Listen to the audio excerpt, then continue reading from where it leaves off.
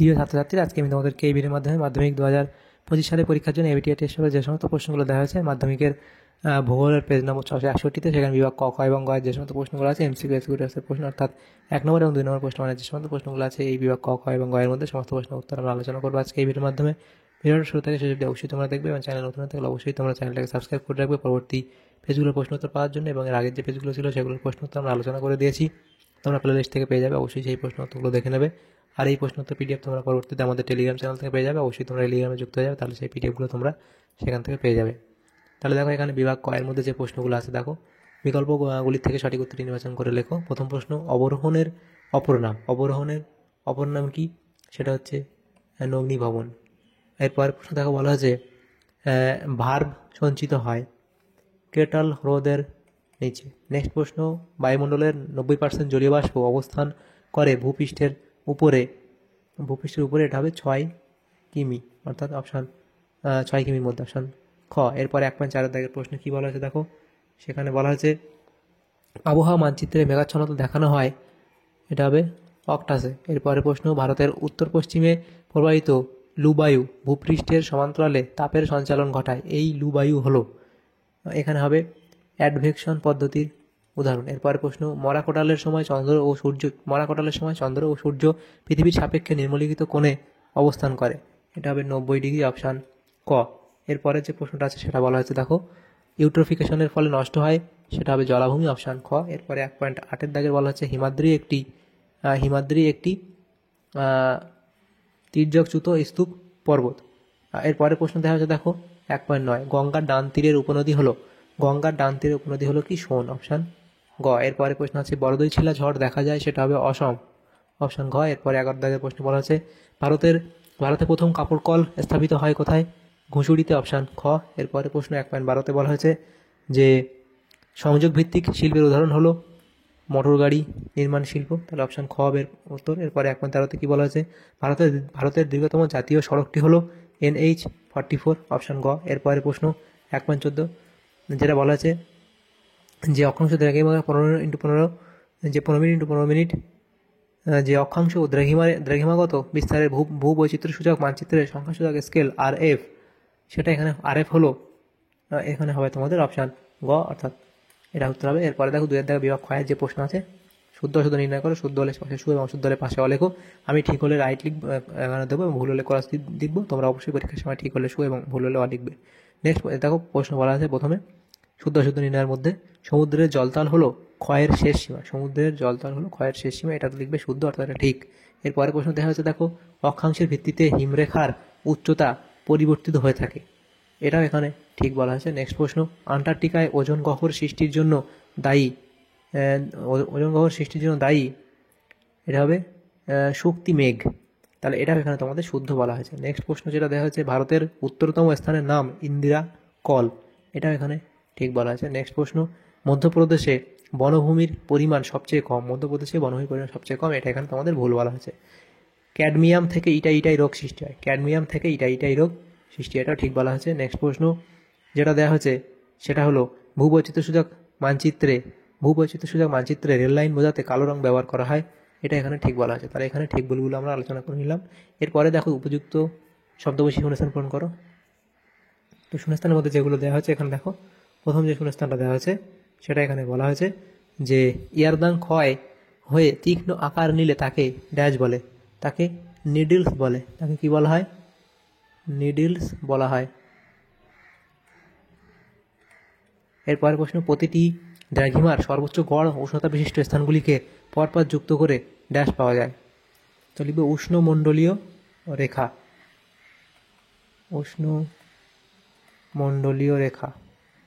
তো এটা একটু সন্দেহ হচ্ছে এই প্রশ্নটা, তোমরা কনফার্ম হয়নিও তোমাদের ক্লাস টিচার থেকে এই প্রশ্নটা। এরপরের প্রশ্ন দেখো, যেটা আমার মনে হচ্ছে এটা লিখেছি, এই উত্তরটা তোমাদের একটু কনফার্ম করে নিও, তো ঠিক হলে অবশ্যই কমেন্ট করবে, আর যদি এটা ভুল হয়ে থাকে তো অবশ্যই তোমরা কমেন্টে জানলে সঠিকটা বলবে।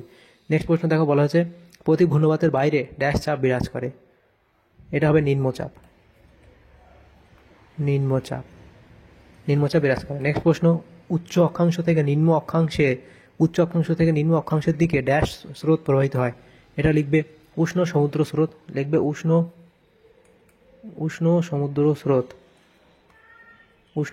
স্রোত। প্রবাহিত হয়। নেক্সট প্রশ্ন, আম্রবৃষ্টি দেখা যায় ড্যাশ রাজ্যে। আম্রবৃষ্টি দেখা যায়, কি লিখবে? কর্ণাটক,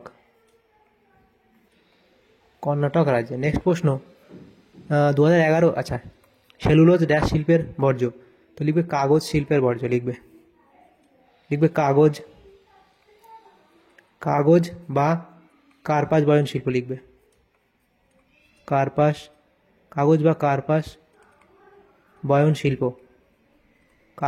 কার্পাস বয়ন শিল্প, এটা লিখে দেবে। এরপরে প্রশ্ন আছে, 2011 খ্রিস্টাব্দের আদমশুমারি অনুসারে ভারতের গড় জনঘনত্ব ড্যাশ জন পার বর্গ কিমি, লিখবে 382 জন পার বর্গ কিমি। এরপরে দেখো 2.3 প্রশ্ন বলা আছে, একটি বা দুটি শব্দ উত্তর দাও, যে কোনো 6টি প্রশ্ন উত্তর দাও। তো 6টা প্রশ্ন আছে। প্রথম প্রশ্ন, নদী বাঁকের কোন দিকে ক্ষয় বেশি ঘটে? নদী বাঁকের কোন দিকে ক্ষয় বেশি ঘটে? লিখবে অবতল দিকে। নেক্সট প্রশ্ন, সাহারায় বালুকাময় মরুভূমি কি নামে পরিচিত? সাহারায় বালুকাময় মরুভূমি কি নামে পরিচিত? লিখবে আর্গ নামে পরিচিত। নেক্সট প্রশ্ন, এল নিনোর ঠিক বিপরীত অবস্থা কি নামে পরিচিত? সেটা লিখবে লা লিনো।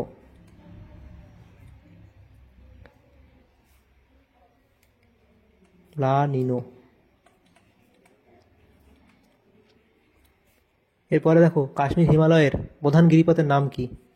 কাশ্মীর হিমালয়ের প্রধান গিরিপথের নাম হলো, এটা তোমরা লিখবে বানিহাল।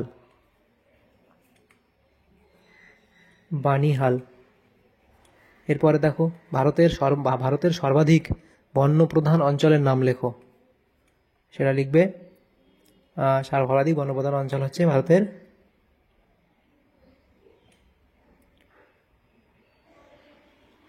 ব্রহ্মপুত্র উপত্যকা।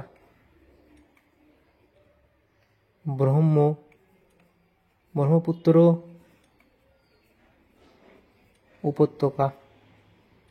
এরপরে যে প্রশ্ন আছে দেখো, সেটা বলা আছে, কর্ণাটকের কোন জেলাকে ভারতের বৃহত্তম কফি উৎপাদক জেলা বলা হয়? সেটা লিখবে কি কোডাগু জেলাকে ভারতের বৃহত্তম কফি উৎপাদক জেলা বলা হয়। নেক্সট প্রশ্ন, উপগ্রহ চিত্রের ক্ষুদ্রতম একককে কি বলে?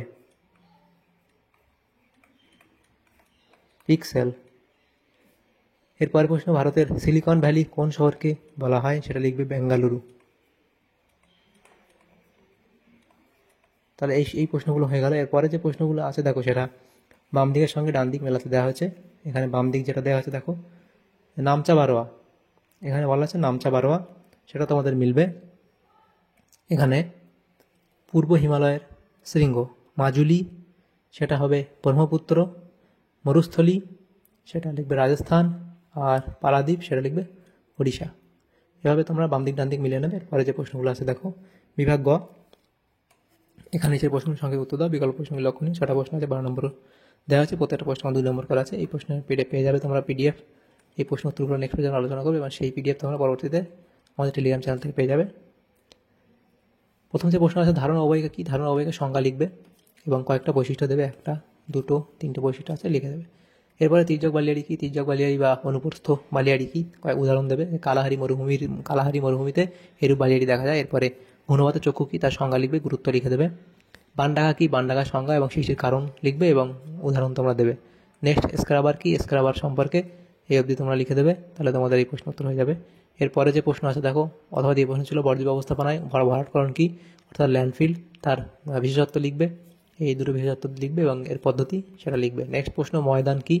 লিখবে ময়দানের অর্থ অনুচ্চ ভূমিভাগ এবং সংজ্ঞা এবং কয়েকটা বৈশিষ্ট্য 4টে দেওয়া আছে, লিখে দেবে। নেক্সট প্রশ্ন, ধাপ চাষ কি? ধাপ চাষ সম্পর্কে লিখবে, প্রভাব লিখবে, যে ধাপ চাষ বিভিন্ন প্রকার হয়, এই প্রকার কী কী প্রকার। ধাপ চাষ বিভিন্ন প্রকারের হয়, যেমন বেঞ্চ সোপান, পর্যায়িত সোপান এবং সমতল সোপান।